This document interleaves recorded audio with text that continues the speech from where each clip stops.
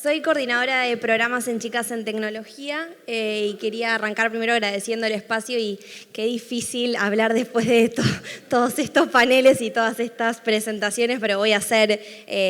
lo posible. Primero contarles, Chicas en Tecnología es una organización sin fines de lucro que fue creada en el año 2015 y lo que busca es cerrar la brecha de género en tecnología. Lo hacemos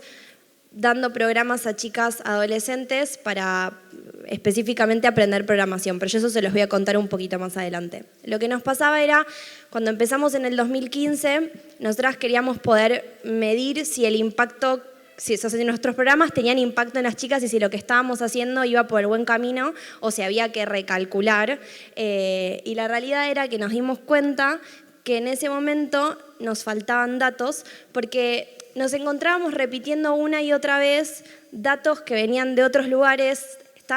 Teníamos la percepción, sabíamos de que la brecha existía, pero el problema era que nos faltaban datos locales para poder entender cuál era la situación de las mujeres en ciencia y tecnología en la Argentina. Entonces, en el año 2016, como parte de la organización, abrimos nuestra área de investigación para poder año a año generar datos locales que sustentaran un poco hacia dónde teníamos que ir y si era el camino correcto el que estábamos tomando.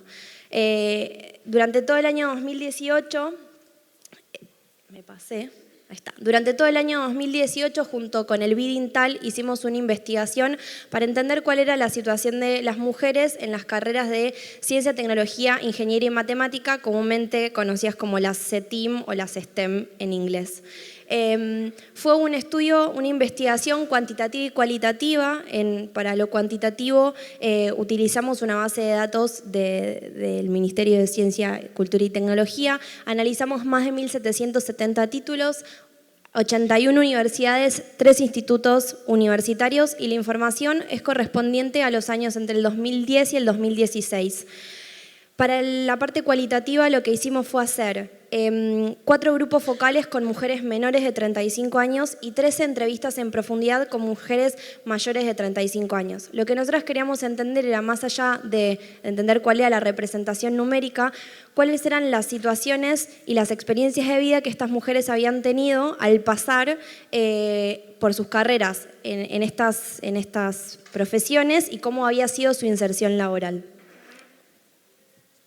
Bueno, el estudio lo que arrojó, en términos generales,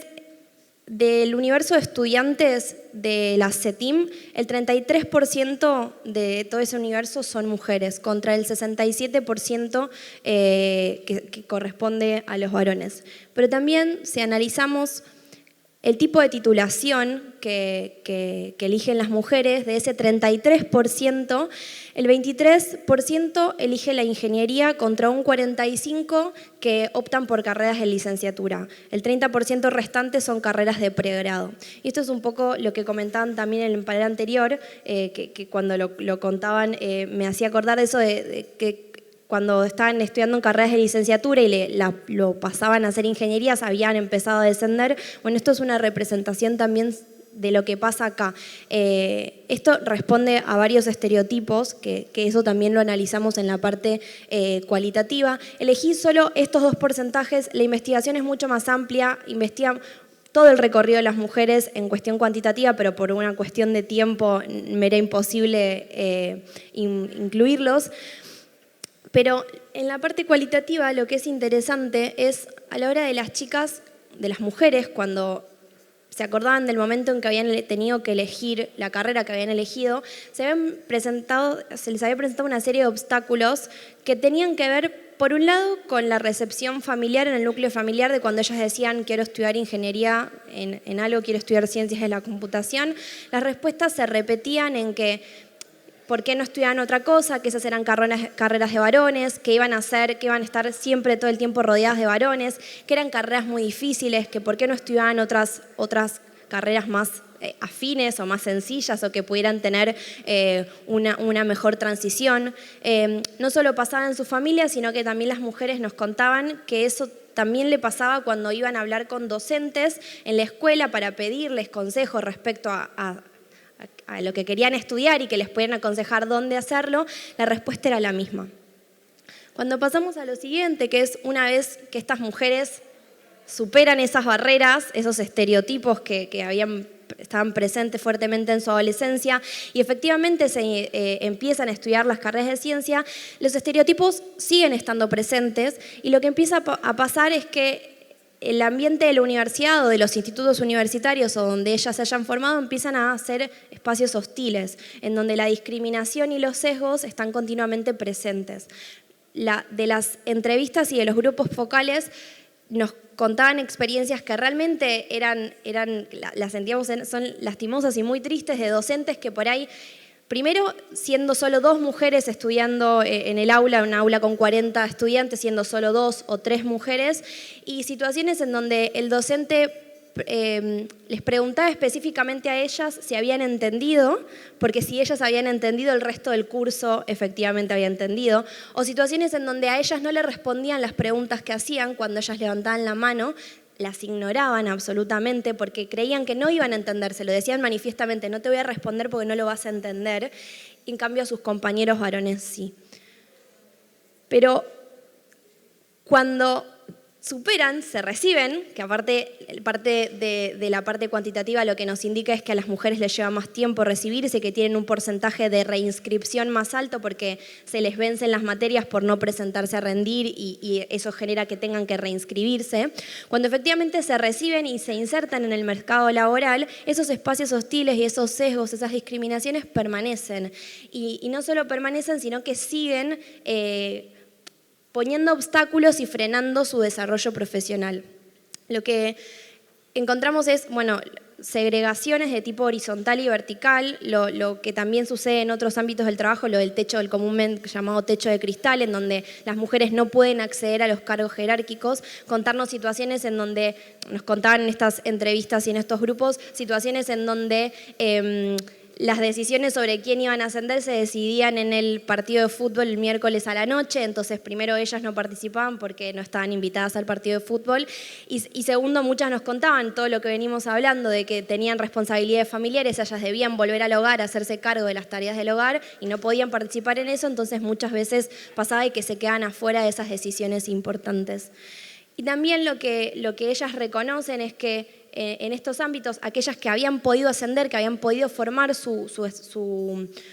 desarrollo profesional y que habían podido ir escalando profesionalmente, lo que sí reconocían era que ellas habían tenido que utilizar estrategias de masculinización, es decir, no mostrar su forma de ser, sino tener que mimetizarse con el ambiente, con las mismas actitudes y con las mismas estrategias que utilizaban los varones a la hora de manejar sus equipos de trabajo, etc. Esto puede, está bien. Esta es otra investigación que hicimos, fue previa, que se llama Mujeres Programadoras, porque lo que quería mostrarles es, en el ámbito de las ciencias de la CETIM, el porcentaje de la representación de mujeres es del 33%, pero si vamos específicamente a las carreras de programación, el porcentaje es menor, es tan solo el 18% de las mujeres, de todos los que estudian las carreras de programación son mujeres. Esta es una investigación que se llama Mujeres Programadoras, que la hicimos en el año 2017, y sí quería contarles que todas nuestras bases de datos están abiertas y las pueden descargar para poder, tanto la investigación de este año como las bases de datos que utilizamos para mujeres programadoras, están abiertas para poder utilizarlas y también seguir investigando y haciendo diversos cruces. Puede ser que para muchas de las que están acá presentes, esto no sea nada nuevo. Es un poco lo que venimos hablando durante todo este día. La brecha existía, pero la realidad es que por lo menos para nosotras ahora tenemos datos reales, después de hacer estas investigaciones, que nos explican cuál es la situación de las mujeres en la Argentina, en los espacios donde habitamos. Y es importante tener estos datos porque, como bien decimos todo el tiempo, no son las mismas las experiencias que se viven acá que en otros países y no son las mismas las trayectorias o las políticas y propuestas que se tienen que hacer para poder superar esto. Ahora, bien, esta es la gran problemática, esta es como la gran foto, la radiografía. Nosotras siempre que tenemos la oportunidad de dar charlas decimos que no nos gusta quedarnos solo en la radiografía o en la foto, porque nos gusta también poder contar un poco qué es lo que se está haciendo para tratar de revertir esta situación. Entonces, para poder contar eso es primero necesario entender en qué momento empieza esta brecha, en qué momento empiezan a separarse estos caminos y hay estudios, investigaciones que lo que dicen es que la mayor pérdida de interés de las jóvenes adolescentes por la ciencia y la tecnología se da en la adolescencia, entre los años entre 13 y 17 años, que coincide con el momento en que ellas tienen que decidir posteriormente qué carrera van a estudiar. Entonces, esta pérdida de interés lo que genera, o sea, como se refleja es que efectivamente las chicas después no se inserten laboralmente en estas profesiones, en estas carreras. Para nosotras, más allá de entender de que se inserten o no, es entender que la pérdida de interés viene por estos sesgos y estos estereotipos que se reproducen tanto en las familias como en la escuela en relación de que existe alguna predisposición biológica o genética de un género por sobre el otro para ser mejor o peor para determinadas carreras, lo cual lo venimos repitiendo todo el tiempo, no es así. Y algo que sí nos gusta también resaltar es que enfocarse solo en hacer propuestas que inserten laboralmente a las mujeres es un error, porque es llegar tarde. El problema inicia mucho antes. En el último tiempo estuvo habiendo una inyección de sacar becas masivas para que mujeres aprendan a programar o aprendan a utilizarla, o sea, a insertarse en la tecnología. Te prometen que en 6 meses terminás programando y vas a terminar